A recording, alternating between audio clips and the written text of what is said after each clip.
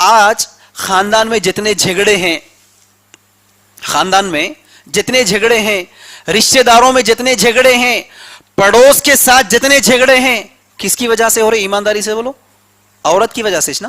مرد کی وجہ سے ہوتے کیا؟ نہیں، عورت کی وجہ سے۔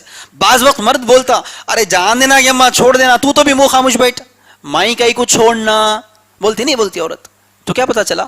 جتنے جھگڑے ہو رہے گھروں میں، ایک ماں کے دو بچوں کے درمیان میں جدائی ڈالنے والی کون؟ یہی عورت نا۔ دو بھائی مل جل کے رہتے، پیار محبت سے رہتے، لیکن جیسی دو بھائیوں کی شادی کر ڈالو، جدا کرنے والی کون ہے؟ عورت۔ R S S B J P والا نہیں کر رہا بھائی، مودی امیت شاہ نہیں کر رہا ہے، عورت کر رہی۔ دو بھائیوں کے درمیان میں جدا کرنے والی، سگا بھائی سگی بہن کے درمیان میں جدائی ڈالنے والی کون؟ عورت۔ سگا ماں سگا بیٹے کے درمیان میں ماں باپ کو اپنے اولاد سے جدا کرنے والی کون؟ عورت ہے۔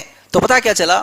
یہ عورت کے پاس علم نہیں ہے، اتنا بڑا فساد مچاتی ہے، جھگڑے پیدا کر کے رکھ دیتی ہے۔ دوسری چیز، اسی عورت کے پاس اگر تعلیم نہیں ہے تو آج گھروں میں جتنے خرافات ہو رہے، جتنے بدعات ہو رہے، جتنے رسومات ہو رہے، کون کرتے؟ عورت نا۔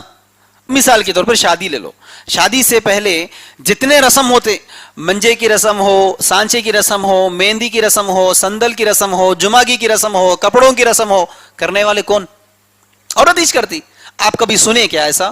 ایک علاقے میں سارے عورتاں فیصلہ کر لیے کہ بھئی ہمارے بچے کی شادی میں کوئی رسم نہیں ہوگی، کوئی رسم نہیں ہوگی، عورتیں فیصلہ کر لیے، تو سارے مرد حضرات بیٹھ کے سندل کی رسم کھیل رہے تھے، منجے کی رسم کھیل رہے تھے، سانچا کی رسم کھیل رہے تھے۔ سنے کبھی؟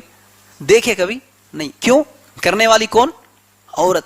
حالانکہ اس عورت کا شوہر بہت بڑا دیندار رہتا، اس عورت کا شوہر عالم بھی رہتا، اس عورت کا شوہر بڑا دائی بھی رہتا، اس عورت کا شوہر مسجد کا صدر بھی رہتا، اس عورت کا شوہر مسجد کا امام بھی رہتا، اس عورت کا شوہر دنیا میں بہت بڑا انفلوئنس آدمی رہتا ہے، لیکن عورت پورے رسمہ کر کے بیٹھتی انہیں۔ تو کیا پتا چلا؟ عورت کے پاس دین نہیں ہے۔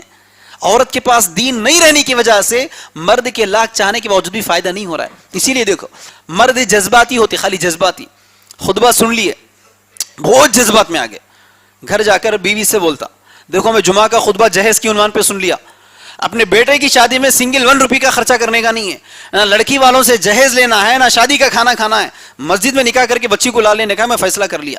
کیا ہوتا معلوم؟ بیوی گھور کے دیکھتی شوہر کو، میرے باپ سے جب وصول کر رہے تھے تب آپ کو یاد نہیں آیا؟ میرے بھائیوں کو جب قرضے میں ڈال رہے تھے تمہاری شادی کے وقت، جب آپ کو یہ دینہ یاد نہیں آئے؟ جاؤ گھر کے باہر نکل جاؤ۔ تو کیا پتا چلا؟ عورت اگر دیندار ہے تو گھر کی اصلاح ہے، عورت دیندار نہیں ہے تو گھر کی بربادی ہے۔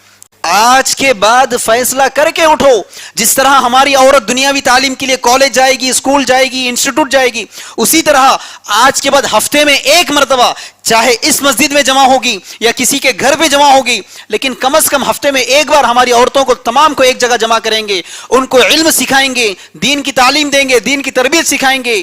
اسی طرح اولاد کے حقوق، والدین کے حقوق، شوہر کے حقوق، اسلام کے آداب، سارے تعلیمات دیں گے، تبھی جا کر میرے ساتھیوں گھر کی عورت کی اصلاح ہو سکتی ہے۔